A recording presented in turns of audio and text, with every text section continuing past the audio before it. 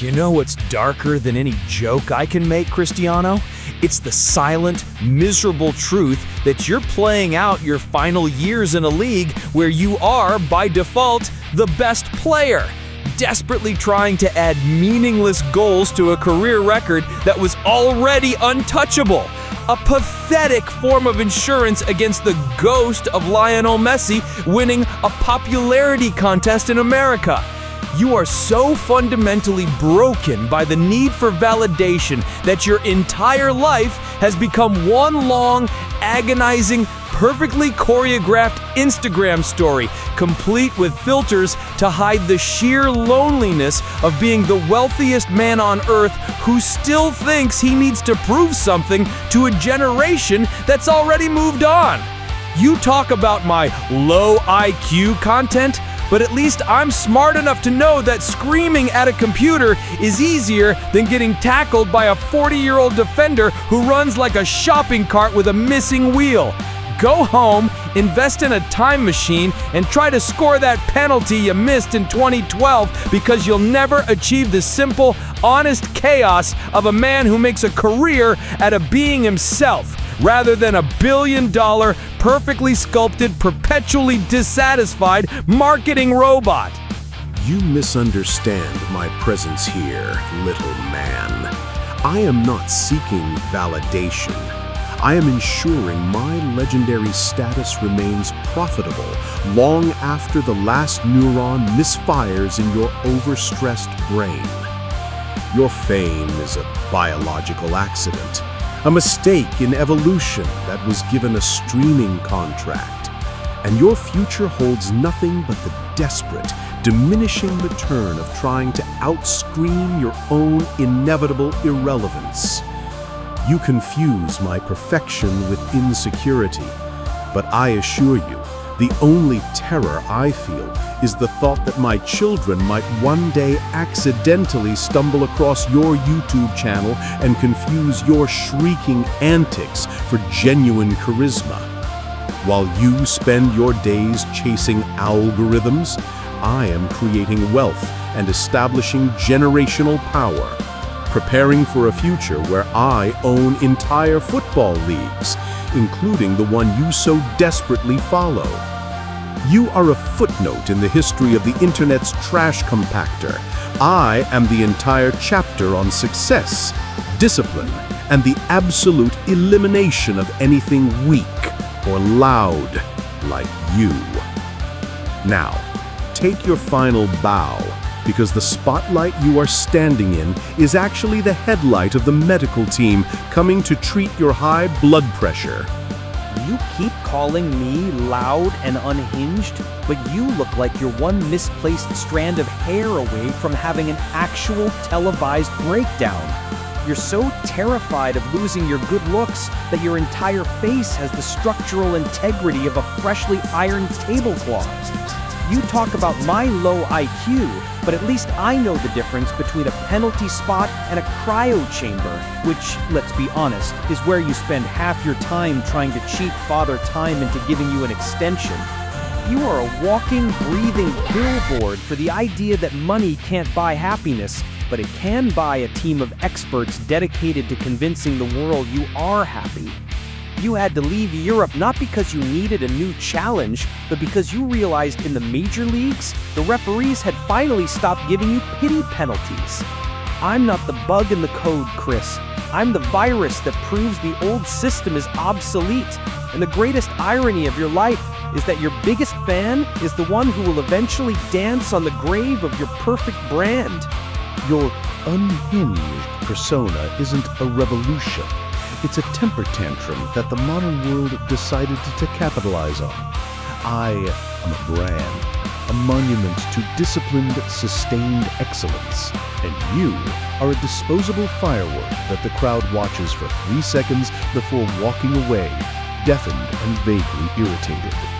You accuse me of chasing validation, but your entire career is dependent on me simply existing, so you have a subject to scream about. If I announced my retirement tomorrow, your content would instantly lose 70% of its relevance, leaving you to desperately shout at a talking dog filter for the rest of your contract. As for my looks, they are the physical manifestation of success, something you will never possess, given you look like you were dressed by a blind stylist who mistook the clearance rack at the sports store for high fashion. Your biggest dream was to meet me, and now that you're here, your greatest accomplishment is realizing that your own shrieking fame is nothing but cheap noise next to the quiet, undeniable power of global, generational domination. The only thing you're running now is the clock on your own 15 minutes of chaotic infamy. You're right, my 15 minutes are running, but yours is running on dialysis. You came here talking about my future being a jail sentence, but you're living in a retirement complex that banned Messi's image for security reasons. You're the most famous man in a place where your biggest rival isn't even allowed to be mentioned. You're playing out your final scenes in a gold-plated cage, desperate to prove that the money was worth sacrificing the very competition that made you great in the first place. You are a beautiful, tragic metaphor for a man who won everything except the ability to be humble or truly satisfied. I may be a screaming monkey, but at least I'm not a billionaire celebrity who throws a tantrum when his plane runs out of specific luxury water. See you is no longer a celebration, Chris. It's the wail of a man who realized he left his soul behind in Madrid. My soul is perfectly intact, protected by the thousands of security guards funded by my flawless business decisions.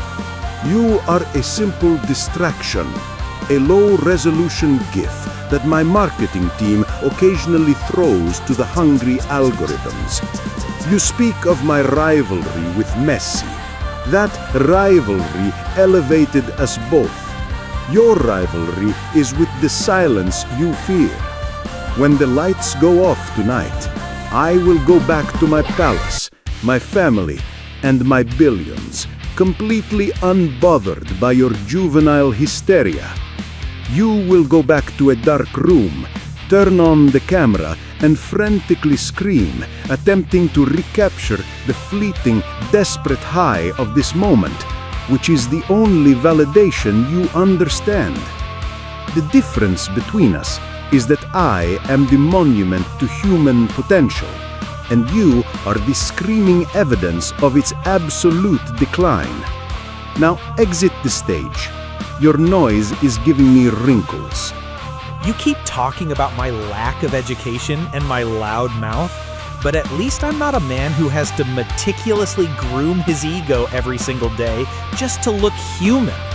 You're so dedicated to your brand, you probably think crying over a missed penalty is just dramatic moisturization for your perfect face. You call me disposable, but I am the evolution of fame. I'm not bound by old European leagues or ridiculous transfer fees.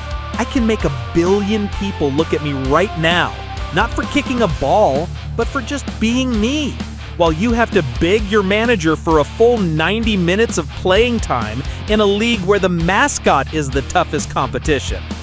You're not a legend.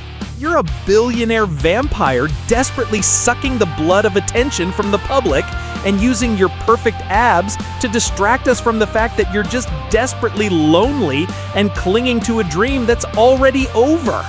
I am the future, Chris, and the future is loud, chaotic, and it doesn't need your approval. It just needs you to finally sit down and shut up. A look of ice-cold pity. Shaking his head with the profound disappointment a museum curator might show for a vandal. Your evolution of fame is the de-evolution of culture. You are a screaming anomaly, a desperate signal in the dark that confirms the decline of taste and intellect worldwide. You think you're challenging me, but you're just a predictable irritant, a mosquito buzzing around the Eiffel Tower. I am not concerned with your fleeting, cheap attention. My concern is that I have to breathe the same air as someone who confuses genuine success with being able to make loud noises on cue.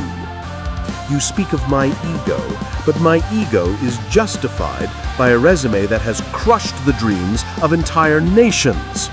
Your resume is a list of bans and apology videos.